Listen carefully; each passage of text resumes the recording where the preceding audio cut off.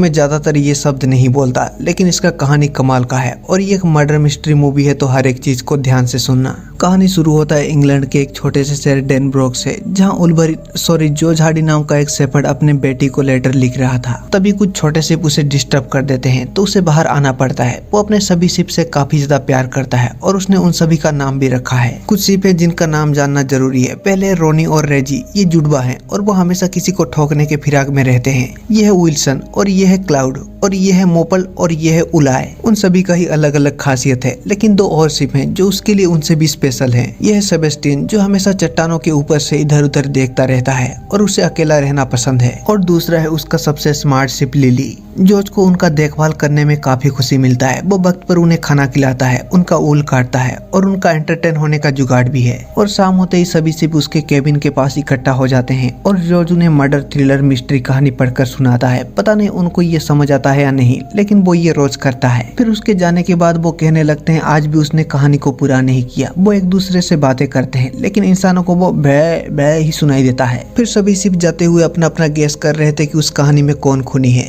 तभी लिली उन्हें बताती है उसे तो 2 चैप्टर पहले ही खूनी का पता चल गया था, और बताती है रेचल नाम की कैरेक्टर ही असली कातिल है, जबकि डिटेक्टिव को उसके खिलाफ जितने भी सबूत मिले थे वो सभी नकली थे और वो यही चाहती थी। उसने जानबूझकर अपने खिलाफ वो नकली सबूत बनाए थे। लिली ने ऐसा प्रेडिक्शन पहले भी कई बार किया था। फिर अगले शाम को पता चलता है कि वही रेचल नाम की कैरेक्टर ही असली खूनी है। असली खूनी। अगले सुबह कुछ छोटे लैंप्स को दिखाया जाता है जो हमेशा उछल कूद करते रहते हैं, लेकिन एक ऐसा भी लैंप्स है जो विंटर सीजन में पैदा हुआ था, इसलिए उम्र होने पर भी वो काफी ज्यादा कमजोर था। और जो कोई भी शिप विंटर सीजन में पैदा होते हैं उनका झुंड उन्हें अलग कर देते हैं। वो तीनों शिप उसके साथ खेलना चाहते थे, लेकिन तभी उनका पेरेंट्स आकर उस विंटर शिप को वहाँ से भगा देता है और अब तक जॉर्ज ही उसका अच्छे से ख्याल रख रहा था। फिर हमें कैलेब नाम के आदमी को दिखाया जाता है। वो भी एक शेफर्ड है और वो जॉर्ज से उसके शिप को उसके झुंड में मिलाने का बात करता है, इसलिए उन दोनों में इतना अच्छा बनता नहीं है। और गिलियाड जो कि एक बुचर है, वो दोनों भी एक दूसरे को पसंद नहीं करते, क्योंकि जॉर्ज अपना शिप नहीं बेचता और गिलियाड को जॉर्ज इसीलिए पसंद नहीं है क्योंकि वो एक वेजिटेरियन है। इस आंटी का नाम बेथ है, पता नहीं क्यों, लेकिन वो भी जॉर्ज को पसंद नहीं करता। और उस छोटे से शहर को देखने के लिए वहाँ सिर्फ एक ही पुलिस वाला है जिसका नाम फ्रैंक है, और वहाँ के चर्च का प्रीस्ट रेवेनांड। जॉर्ज और उसका पास थोड़ा कॉम्प्लिकेटेड है। प्रेयर के दौरान ही जॉर्ज वहाँ पर आता है और वो कहता है कि मैं यहाँ पर कोई प्रेयर सुनने नहीं, मैं अपना हिसाब चुकता करने आया हूँ, और उसे पैसा देकर वहाँ से चला जाता है। पता नहीं ये किस बारे में था। अगले सुबह कैलेब जॉर्ज के पास आया होता है। उसके पास तो ट्रेन कुत्ते भी होते हैं। लिली और कुछ शिप को पता है कि कैलेब यहाँ पर क्यों आया है। कुछ शिप इस बात को लेकर खुश हो रहे थे, अगर उनका डील पक्का हो जाता है तो उन्हें दूसरे झुंड से मिलने का मौका मिलेगा। वहीं रोनी और रेजी उसका चमकीला गाड़ी देकर उसे ठोकने वाले थे, लेकिन लिली उन दोनों को ही रोक लेता है। कैलेब आज भी जज को मना नहीं पाता और जज उसे फिर कभी न आने को कहकर वहाँ से भगा देता है। अगर कुछ भी बुरा होता है तो सभी शिप 3 तक काउंट करके सब कुछ भूल जाते हैं, लेकिन मोपल ही एक ऐसा शिप है जिसे सभी बुरी बातें याद हैं। जॉर्ज आज थोड़ा परेशान लग रहा था और वो लिली को कहता है चिंता करने जैसा कोई बात नहीं है, बाकी मुश्किल की तरह ये मुश्किल वक्त भी कुछ ही दिनों में ही टल जाएगा। फिर एक पोस्ट लेडी को दिखाया जाता है। बेथ के साथ उसका अच्छा दोस्ती है और वो लेडी बताती है पता नहीं, लेकिन जॉर्ज कई समय से रेबेका नाम के लड़की को लेटर लिख रहा है और उन दोनों में कुछ महीनों से खूब बातचीत हो रहा है। बेथ को लगता है क्या जॉर्ज जैसे खड़ूस इंसान का कोई गर्लफ्रेंड भी हो सकता है, और पोस्ट लेडी के जाते वक्त बेथ चुपके से उस लेटर को चुरा लेती है। फिर एलियट मैथ्यू नाम के एक रिपोर्टर को दिखाया जाता है जो डेनब्रोक कल्चरल फेस्टिवल का रिपोर्टिंग करने आया था। फिर वो बेथ से मिलता है, लेकिन कल्चरल फेस्टिवल के नाम पर वहाँ पर कुछ भी नहीं था। इससे मैथ्यू उदास हो जाता है क्योंकि इस बारे में वो ऐसा क्या ही लिखेगा जिससे उसे प्रमोशन मिलेगा। आज शाम को काफी तेज बारिश हो रहा था, जिस वजह से जॉर्ज उनको कहानी नहीं सुना पाता। और शिप में ये लोक कथा है कि शिप कभी भी नहीं मरते, वो बादल बन जाते हैं और ऊपर से उन्हें देखते रहते हैं। वही विटरलैम बारिश में बस उस छोटे से टायर के नीचे सहारा ले रहा था। वो प्रीस्ट जॉर्ज के दिए गए पैसे को रखता है और वो बूचर अपने हथियार को धार कर रहा था। वही जब बेथ जॉर्ज के लेटर को पढ़ता है तो वो उसे गुस्से में फेंक देता है। वही मैथ्यू का कार एक पेड़ से टकरा जाता है, लेकिन एक लेडी उसका मदद करता है। फिर अगले सुबह जब मोपल बाहर निकलता है तो वो देखता है लिली जॉर्ज के पास खड़ा हुआ था और जॉर्ज बेजान पड़ा हुआ था। लिली को लग रहा था वो कोई गेम खेल रहा है, लेकिन मोपल उसे बताता है वो मर गया है। ये सुन लिली इस बात को स्वीकार नहीं कर पा रही थी क्योंकि वो भी उसे काफी ज्यादा प्यार करते थे, और नोट करना जॉर्ज के हाथ में कुछ कलर लगा हुआ है। फिर ये बात सभी शिप में फैल जाता है जिससे सभी काफी ज्यादा दुखी होते हैं और जॉर्ज उनका चरवाहा था, तो अब वो क्या करे। तो लिली कहता है वो सिप हैं और उन्हें इस बात को भूलना होगा, नहीं तो वो नहीं जी पाएंगे। मोपल उन्हें रोक रहा था, फिर भी वो सभी 1 2 3 काउंट करके सब कुछ भूलने वाले थे। लेकिन तभी वहाँ पर सेबेस्टियन आ जाता है और वो उन्हें रोक लेता है और कहता है जॉर्ज बस उनका चरवाहा नहीं बल्कि अच्छा दोस्त भी था और वो अपने दोस्त को नहीं भूलते और उसने उनको बस ऊल के लिए पाला था। लेकिन जॉर्ज ने उन्हें इतना प्यार दिया था कि उन्हें लगता था सिप को बस ऊल के लिए ही पाला जाता है, जबकि दूसरे शेफर्ड उन्हें बस मीट के लिए ही पालते हैं। इसी दौरान पिकल कहता है तो जॉर्ज को किसने मारा। तभी जाकर उनके दिमाग में बात घुसता है कि जॉर्ज का खून भी हो सकता है और लिली को याद आता है उस दौरान जॉर्ज के पास उसका टोपी नहीं था, क्योंकि जॉर्ज हमेशा टोपी पहने हुए रहता है। फिर पुलिस वाला कैलब और वो बुचर वहाँ पर आते हैं और उन्हें लगता है कि हार्ट अटैक की वजह से जॉर्ज का मौत हुआ है, क्योंकि उसके शरीर में कहीं भी किसी चोट का निशान नहीं है। फिर मोपल और लिली केबिन के अंदर देखते हैं बारिश के वक्त भी जॉर्ज ने अपना रेनकोट नहीं पहना था और वहाँ पर 2 ड्रिंक के ग्लासेस रखे हुए थे, मतलब उस रात वहाँ पर कोई और भी था।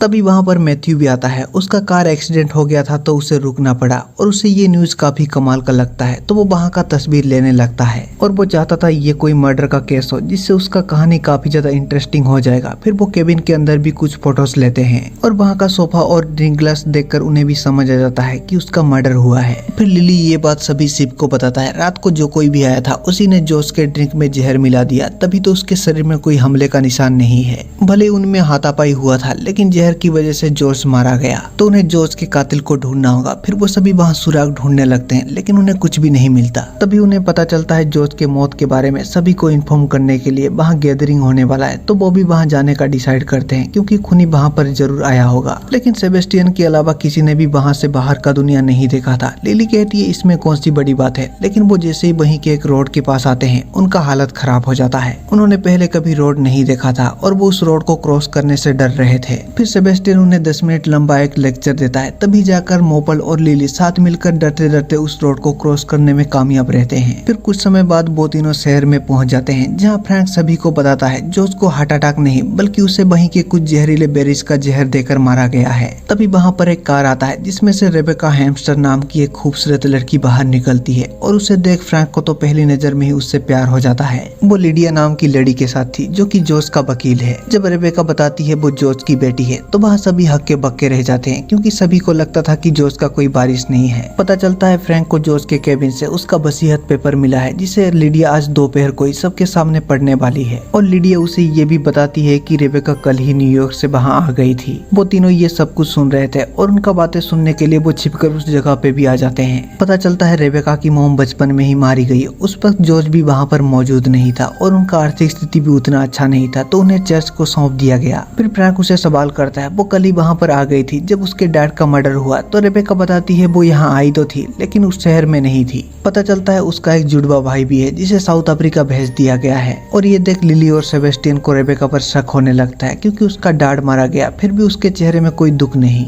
वही मोपल एक अच्छा जगह ढूंढ रहा था, तभी उसे वहाँ का सब्जी खाने का मन करता है लेकिन उसका मुंह अंदर ही फंस जाता है। तभी शौकीनली ये क्या, वहाँ पर जो कपड़े सुखाए गए थे उसमें वैसा ही हरे रंग का निशान है। फिर जब लिडिया वहाँ पर आती है तो वो मैथ्यू को उस कमरे से भगा देती है। फिर वो फोन के जरिए उसके बेटे को कनेक्ट करती है। जॉर्ज ने कुछ महीने पहले उसे एक वसीयत भेजा था लेकिन उसके मौत से पहले उन्हें एक और वसीयत मिला है। फिर लिडिया उसे पढ़ती है जिसमें उसने कैलेब, बुचर, बेथ और जो चर्च का पादरी था उन सब के बारे में लिखा हुआ था। फिर उसने अपने बेटे के नाम वो 300 एकड़ जमीन कर दिया है जो उसने कैलेब को किराए पर दिया है और जो जिस 300 एकड़ जगह पर रह रहा था वो जमीन, उसका केबिन और सारा सामान उसने रेबेका के नाम कर दिया है। पहले वसीयत में उसने अपना सारा पैसा एनिमल हाउस को डोनेट करने वाला था लेकिन अब उसने वो सारा पैसा रेबेका के नाम कर दिया है और वो चाहता है कि वो उसके सभी शिप का ख्याल रखे और वो अमाउंट है $30 मिलियन। ये सुन सभी के होश उड़ जाते हैं। लेकिन एक मामूली शेफर्ड के पास इतना पैसा कहाँ से आया, तो पता चलता है जॉर्ज ने शिप के बीमारी को ठीक करने के लिए एक मेडिसिन बनाया था जो वो अपने शिप को भी खिला रहा था। उसने वो फॉर्मूला एक फार्मास्यूटिकल कंपनी को बेच दिया। वहीं बाहर मोपल खुद को छुड़ा तो लेता है लेकिन वो वहाँ रखे सामान को गिरा देता है और ऊपर जो शर्ट टंगा हुआ था वो उसके चेहरे पर आ गिरता है जिससे उसे कुछ भी दिखाई नहीं देता और वो घर के अंदर घुस जाता है और वहाँ चारों तरफ तोड़फोड़ मचाने लगता है। फिर भी आखिरकार जब उसका हालत खराब हो जाता है तो वो उसे चारा देकर बाहर ले आते हैं और कैलेब कहता है ये सही नहीं है, जॉर्ज के जाने के बाद उसके शिप क्या ऐसे ही भटकते रहेंगे। इस सब के बाद जब फ्रैंक वहाँ से जा रहा था मैथ्यू उसे रोकता है। भले ही फ्रैंक को उस पर दिलचस्पी नहीं था फिर भी मैथ्यू अपने बातों में उसे फंसा ही लेता है। वो चाहता था वो इस केस को सॉल्व करने में उसका मदद करेगा और जब ये केस सॉल्व हो जाएगा तो उसका आर्टिकल पॉपुलर हो जाएगा जिसमें फ्रैंक का नाम आएगा जिसने इस केस को सॉल्व किया। तो वो सभी के नजरों में हीरो बन जाएगा। फिर लिली और मोपल आकर सभी शिप को सब कुछ बताते हैं। भले ही कहानी में वो खूनी को जल्दी ढूंढ लेता है, लेकिन असली दुनिया काफी अलग है और उन्हें इस सब का जवाब उसके किताब में मिलेगा। फिर लिली और बाकी शिप जॉर्ज के केबिन के पास आ जाते हैं और वो उस किताब को उस पुलिस वाले तक पहुंचाना चाहते थे, जिससे उस पुलिस वाले को कातिल को ढूंढने का तरीका पता चल सके। और फाइनली उलाय उस किताब को ढूंढ लेता है। वहीं फ्रैंक कातिल को ढूंढने की कोशिश कर रहा था, लेकिन उसके दिमाग में कुछ भी नहीं आ रहा था। तभी उसका दरवाजा नॉक होता है। फिर जब वो बाहर आता है तो वहाँ पर कोई नहीं था और उसे वहाँ पर वो किताब पड़ा हुआ मिलता है, तो वो उसे उठा लेता है। फिर लिली सेबेस्टियन के पास आती है और उसे पूछती है आखिर कार्निवल है क्या, क्योंकि जॉर्ज ने सेबेस्टियन को वहीं से लाया था। पहले तो सेबेस्टियन बताना नहीं चाहता था, फिर भी वो बताता है जब वो छोटा था तो वो अक्सर शहर जाया करता। छोटे बच्चे उससे खूब प्यार करते और खूब खाना खिलाते,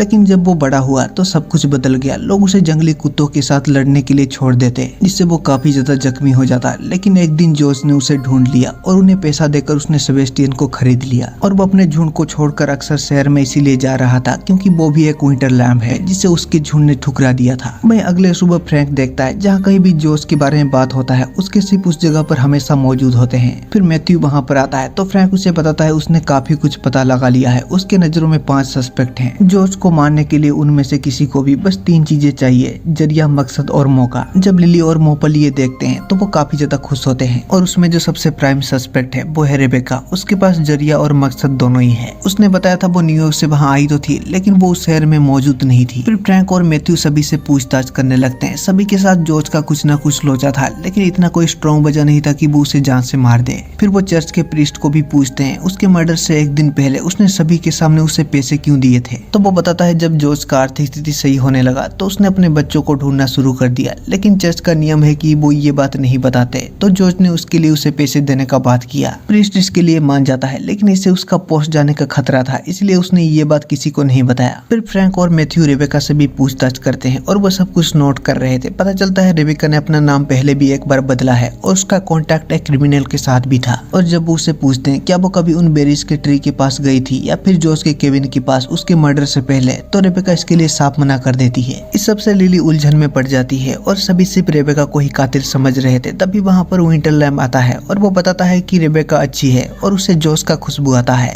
और ये बात क्लाउड ने भी कहा था, जबकि वो रेबेका से कभी भी मिली नहीं है। तो फाइनली क्लाउड बताती है वो बहुत प्यारी है और उसका दिल उस पर आ गया है। और फाइनली क्लाउड उन्हें वो बैंगल दिखाती है और जब भी उसे मौका मिलता है तो वो चुपके से उस चीज को देखती है जो हमेशा घूमता घूमता रहता है। ये सिप भी कितने अजीब हैं। और बताती है जिस तरह जॉर्ज का खून हुआ रेबेका वहाँ पर आई थी और जब रेबेका ने उसे देखा तो उसने उसकी खूबसूरती का तारीफ किया और इसी दौरान ही उसके हाथ से वो बैंगल छूट गया था। मतलब रेबेका ही असली कातिल है। फिर लिली और मोपल शहर में आते हैं और फ्रैंक के टोपी को चुरा कर वहाँ से जाने लगते हैं। तो फ्रैंक उनका पीछा करता है और उनका पीछा करते हुए वो जॉर्ज के केबिन के पास आ जाता है और अपने टोपी को वो जैसे ही उठाता है उसके नीचे रेबेका का बैंगल था और ये देख उसे एहसास हो जाता है। वो सिप भी बातें समझते हैं। फिर फ्रैंक रेबेका के पास आता है और उसे वो बैंगल दिखाता है, जबकि उसने कहा था कि वो वहाँ कभी नहीं गई है। फिर वो उसके कमरे का तलाशी लेता है और उसे उसके शूज के नीचे वो जहरीला बेरी लगा हुआ मिलता है। तो फ्रैंक को उसे अरेस्ट करना पड़ता है। फिर वो उसका बयान लेता है और रेबेका भी कहती है अब वो कुछ नहीं छिपाएगी और लिली भी ये सब सुन रही थी। रेबेका बताती है हाँ वो उस रात को अपने डैड से मिली थी, तब वो बिल्कुल सही सलामत थे। उसका डैड 20 साल से उससे मिलना चाहते थे और उन्होंने उसे कई खत भी लिखा था जिसमें उसने जायदाद के बारे में कुछ भी मेंशन नहीं किया था। उसने बताया था कि हर शिप का नाम होना चाहिए और वो चाहता था कि एक दिन वो उसकी शिप का ख्याल रखे, लेकिन उसके बाद ही इतना कुछ हो गया। अगर वो कहती कि उस रात को वो वहाँ पर मौजूद थी तो सभी उसे ही खूनी मान लेते, इसीलिए उसने सच्चाई को छुपाया था। फ्रैंक कहता है अब उसके हाथ में कुछ नहीं है, कल उसे कोर्ट में पेश किया जाएगा और वहीं उसका आखिरी फैसला होगा। फिर लिली फ्रैंक को लिडिया के साथ बात करते हुए सुनता है जैसा कि रेबेका ही कातिल है और उसके डैड ने अपने शिप का ख्याल उसे ही रखने को कहा था, जो कि अब नामुमकिन है। तो उसके सभी शिप को कैलब के हवाले कर दिया जाएगा और कोर्ट का फैसला आते ही वो पेपर वर्क शुरू कर देंगे। फिर वहाँ से आते वक्त वो मोपल के साथ बात करते हैं। उसने कहा था कि रेबेका ही कातिल है, लेकिन अब लिली को खुद पर ही डाउट हो रहा है। और जैसा कि कैलब जल्दी उनका नया मालिक बनने वाला है तो वो उसके फार्म में जाकर नए शिप से मिलने का डिसाइड करते हैं। फिर वो उधर ही जाने लगते हैं। कुछ दूर जाने के बाद उन्हें बेल बजने का आवाज सुनाई देता है और कुछ ही समय में ही कैलब के शिप उन्हें घेर लेते हैं, जो कि अलग ही नस्ल के थे जिन्हें सिर्फ मीट के लिए पाला जाता है। उन्हें देख उनका तो हालत खराब हो रहा था। फिर एक शिप उन्हें वहाँ से जल्दी भागने को कहता है। तभी उन्हें कैलब के पालतू कुत्ते का आवाज सुनाई देता है तो वो वहाँ से जाने लगते हैं। फिर वो उसके फार्म हाउस के अंदर आ जाते हैं और वहाँ का नजारा देख उनका हालत खराब हो जाता है। उन्हें समझ आ जाता है कैलब उस बुचर के साथ मिला हुआ है और वो शिप को मारकर उन्हें बेचते हैं। तभी वहाँ कैलब के कुत्ते आ जाते हैं तो वो दोनों अपना जान बचाकर वहाँ से भागने लगते हैं। मोपल तो बच जाता लेकिन वो कुत्ते लिली को कच्चा ही खा जाते हैं। लेकिन तभी वहाँ पर सेबेस्टियन आ जाता है जो उन कुत्तों पर हमला कर देता है। फिर सेबेस्टियन और उन दोनों कुत्ते के बीच में लड़ाई हो जाता है। सेबेस्टियन उन्हें कड़ी टक्कर दे रहा था लेकिन अगर लड़ाई ज्यादा लंबा चलता तो सेबेस्टियन का बचना नामुमकिन था। फिर भी आखिरकार वो उन दोनों कुत्तों को वहाँ से भगा देता है। लेकिन तब तक सेबेस्टियन भी काफी ज्यादा जख्मी हो गया था और वो वहीं गिर जाता है। फिर वो उन्हें कहता है भले ही जॉर्ज अब नहीं रहा लेकिन वो उनका सबसे अच्छा चरवाहक था और वो उसे कभी भी ना भूले। फिर वो दोनों अपने घर आ जाते हैं और सभी को जगाते हैं और उन्हें अपने साथ आने को कहते हैं और सभी वहाँ से जा रहे थे। लेकिन वो जैसे ही रास्ते के पास आते हैं तो वो सभी वहीं रुक जाते हैं क्योंकि उन्होंने पहले कभी रास्ता को क्रॉस नहीं किया है। तो लिली उन्हें सच्चाई बताता है जल्दी कैलब उनका नया मालिक बन जाएगा और वो शिप को मारकर खाना बना देते हैं तो उन्हें वहाँ से भागना होगा। लेकिन कोई भी उसके बातों पर यकीन नहीं करता क्योंकि उनका लोक कथा है कि शिप नहीं मरते, वो बादल बन जाते हैं और कोई भी बुरी चीज हो वो 1 2 3 काउंट करके उसे भूल जाते हैं। और इस बार भी वो 3 तक काउंट करके सब कुछ भूल जाते हैं। वो दोनों उन्हें मना नहीं पाते। फिर सभी शिप वहाँ से वापस घर की तरफ जाने लगते हैं। इस सब से हार कर लिली भी सब कुछ भुलाना चाहती थी लेकिन तभी उसे जॉर्ज दिखाई देता है जो उसे बताता है उसने भी अपने कई करीबियों को खोया है लेकिन उसने उनको कभी भी नहीं भूला है और वही है जो कैलब से सभी शिप को बचा सकती है। अगर उसने पता लगा लिया कि असली खूनी कौन है तो रेबेका छूट जाएगी। और लिली को जॉर्ज के हाथों का वो हरा रंग याद आता है लेकिन अब वो ये कैसे करेगा। तभी वहाँ पर विंटर लैम आता है जो कहीं भी जा सकता है और कुछ भी नहीं भूलता। फिर वो उसके पैरों को 2 अलग अलग पैंट में डालते हैं। वहीं जब कुछ आवाज से रेबेका का आंख खुलता है तो वो देखती है उसके विंडो से वही विंटर लैम्प कमरे के अंदर आता है और उसकी आंखों के सामने ही लिली उस विंटर लैम्प को गाइड कर रही थी। फिर वो कुछ तो बनाने लगता है। फिर अपना काम खत्म करके वो दोनों वहाँ से चले जाते हैं। फिर अगले सुबह जब फ्रैंक कमरे में आता है तो वो रेबेका से पूछता है आखिर ये सब क्या है। तो रेबेका उसे सब कुछ सच बताती है कि रात को एक शिप आया था और एक दूसरा शिप उसे गाइड कर रहा था। जबकि फ्रैंक को उसके बातों पर यकीन करना चाहिए जबकि उसने ऐसा कुछ पहले भी देखा था। फिर भी वो इस चीज को इग्नोर कर देता है। फिर फ्रैंक रेबेका के ट्रांसपोर्ट पेपर पर साइन कर देता है और दूसरे पुलिस वाले उसे कोर्ट के लिए ले जा रहे थे। लेकिन तभी उसका नजर उन शिप पर पड़ता है जिसके पैरों में कलर लगा हुआ था और ये देख उसे यकीन हो जाता है रेबेका उसे सच कह रही थी। तो फ्रैंक उन्हें रोक लेता है और कहता है उसे पता है असली खूनी कौन है। फिर वो सबके सामने बताने लगता है कैसे जिस रात जज का खून हुआ रेबेका उसके प्रॉपर्टी में आ गया और सारा शक उस पर आ गया और एक कातिल ऐसा ही करता है। जिसने जॉर्ज का मर्डर किया वो यहाँ था ही नहीं, वो साउथ अफ्रीका में था। जैसे ही जॉर्ज ने वसीयत का पेपर उनके पास भेजा तब रेबेका के साथ उसके जुड़वा भाई को भी पता चल गया कि उसके डैड के पास इतना सारा पैसा है। अगर किलर ने वसीयत पर सारा प्रॉपर्टी अपने नाम कर लिया होता तो शक अपने आप ही उस पर चला जाता। इसीलिए कातिल ने चालाकी से सारा प्रॉपर्टी रेबेका के नाम कर दिया जिससे उसे खूनी माना जाएगा और वो जेल चली जाएगी। जिससे होगा ये उसका सारा प्रॉपर्टी ऑटोमेटिकली उसके करीबी रिश्तेदार के पास चला जाएगा यानी उसके जुड़वे भाई को। तो वो कहाँ हो सकता है या फिर वो उनके आसपास ही है लेकिन वो दिखाई नहीं दे रहा। जैसा कि ओलिविया हार्डी जिसने अपना नाम बदल दिया है रेबेका हैमस्टर और पीटर हार्डी बन गया एलियट मैथ्यू। ये सुन मैथ्यू भी शौक था और वो कहता है आप ये क्या कह रहे हो, मैं तो बस एक आम सा रिपोर्टर हूँ। फ्रैंक कहता है ये भी तो हो सकता है पीटर हार्डी अपना नाम बदलकर कई सालों से यहाँ रह रहा हो। उसे पता था रेबेका यहाँ आ रही है तो उसे फंसाने के लिए ये उसके पास सबसे अच्छा मौका था। इसलिए वो एक रिपोर्टर बन के आया और जाते वक्त उसने खुद से अपना एक्सीडेंट करवा दिया। और रेबेका के वहाँ से जाने के बाद वो जॉर्ज के पास पहुँच गया। जॉर्ज इस बात से अनजान था कि आज उसका ही बेटा उसे मारने वाला है। उसे जहर देने के बाद उसने नया वसीयत वहाँ पर रख दिया। लेकिन जॉर्ज भी कहाँ हार मानने वाला था। उनके बीच में हाथापाई हो गया लेकिन जहर की वजह से जॉर्ज ने अपना दम तोड़ दिया। उसके बाद प्लान के मुताबिक उसने रेबेका को फंसाना शुरू कर दिया और शहर में आने से पहले उसने चालाकी से अपने बालों को भी कलर कर दिया ताकि ये पता न चले कि वो अपने बहन या फिर अपने पिता जैसा दिखता है। और लड़ाई के दौरान जॉर्ज का कलर उसके शर्ट में आ गया था जो उन्हें उस होटल में मिला था जहाँ मैथ्यू स्टे कर रहा था। ये सुन मैथ्यू कहता है भले उसके शर्ट में कलर लग गया हो और उसने अपने बालों को भी कलर किया हो लेकिन इससे ये साबित नहीं हो जाता कि उसने जॉर्ज को मारा है। फ्रैंक कहता है उसे तो बस इतना साबित करना है कि मैथ्यू जॉर्ज का बेटा है जिससे सब कुछ क्लियर हो जाएगा। कैसे वही जॉर्ज का बेटा होते हुए भी वो रिपोर्टर बन के सबको चूना लगा रहा था और उसे नहीं जॉर्ज को मारा है। ये सुन मैथ्यू वहाँ से भागने लगता है। तभी वहाँ पर रोनी और रेजी आ जाते हैं तो लिली उन्हें मैथ्यू को रोकने को कहता है तो वो दोनों जाकर उसके गाड़ी को लगातार ठोकते हैं जिससे उसका काफी बुरा हाल हो जाता है। फिर मैथ्यू को अरेस्ट कर लिया जाता है। फिर फ्रैंक रेबेका को फ्री कर देता है और वो विंटर लैम भी रेबेका के पास आता है और रेबेका वहीं रहने का डिसाइड करती है। फिर फ्रैंक उन सभी शिप को उसका हेल्प करने के लिए थैंकफुल करता है। फिर रेबेका बेथ के होटल से चेकआउट कर रही थी तो बेथ उसे माफी मांगती है और वो लेटर वापस करती है। उसे पता नहीं था वो उसकी बेटी है और वो जॉर्ज को इसीलिए नफरत कर रही थी क्योंकि वो काफी समय से उससे प्यार कर रही थी, लेकिन अब उसे एहसास हो गया कि उसका प्यार सिर्फ उसके माँ के लिए ही था। रेबेका को अपने माँ के बारे में कुछ भी याद नहीं था तो बेथ उसे बताती है उसकी माँ का नाम लिली था। उसके बाद कैलेब और वो बूचर रेबेका से मिलते हैं। वो उसके सारे शिप को खरीदना चाहते थे लेकिन रेबेका इसके लिए मना कर देती है और उसने अपने नाम को रेबेका हैम्स्टर से रेबेका हार्डी कर दिया था और वो अपने जमीन को वापस लेकर कैलेब के सभी शिप को खरीदने का बात करती है। फिर रेबेका कैलेब के सभी शिप को अपने झुंड के पास ले आती है और सभी शिप एक दूसरे से मिलकर वो काफी ज्यादा खुश थे। फिर रेबेका लिली से मिलती है और कहती है उसे पता चल गया उसने उसका नाम लिली क्यों रखा है। फिर शाम को रेबेका अपने डैड के जैसे ही मर्डर मिस्ट्री किताब लाकर पढ़ने लगती है और देखती है सभी शिप उसे ऐसे ध्यान से देख रहे हैं मानो जैसे वो उसकी हर बात को समझ रहे हों। फिर लिली उस चट्टान के पास आती है जहाँ पर विंटरलैम्प अकेला था। वो उसे कहती है आज से वो भी उनके झुंड का हिस्सा है और उसका नाम जॉर्ज है। फिर वो उसे सभी शिप के पास लाती है और इस बार बाकी शिप उसे एक्सेप्ट कर लेते हैं और डेसी, ओलिवर और पिकल के साथ भी उसका दोस्ती हो जाता है और सभी काफी ज्यादा खुश थे। और इसी के साथ ये बेहतरीन कहानी खत्म हो जाता है। आपको इसका स्टोरी कैसा लगा कमेंट सेक्शन में जरूर बताना and thank you so much.